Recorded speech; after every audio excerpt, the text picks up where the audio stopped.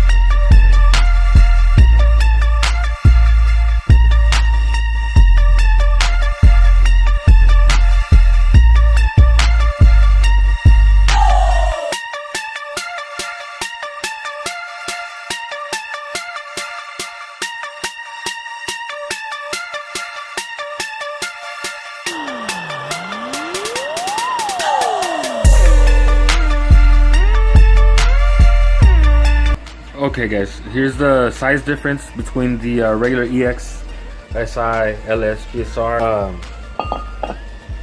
rotors and calipers compared to the Legend dual piston with the Mini Cooper rotor. Check that out.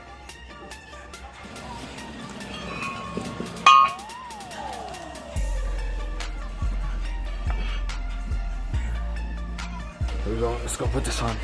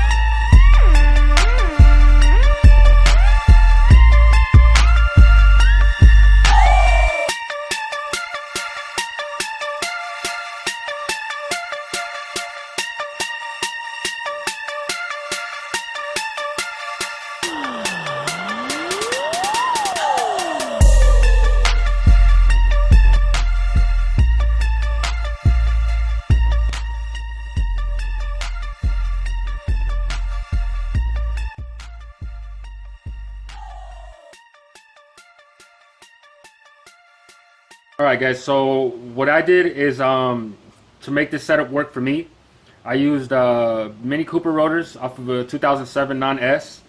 I got the dual piston Legend brake calipers off of anywhere 94, 95 GS. The brackets that come with them, they come with the 28T brackets. I didn't use those. I went with the 23T brackets, which I got off of first gen CRV. The other thing that I did is the brake pads that I'm using, I went with some cheap brake pads from O'Reilly's. And those are off of a 2007 Acura TSX. So it's like a whole crazy little setup. All of those parts come together and they work great. Stopping is great. It's vastly improved over the regular, GSR brakes. So yeah, here's what I got. All right, so these are the Mini Cooper rotors. They fit perfectly on the hub. You can see a space in between where the studs are. Let me get that to focus.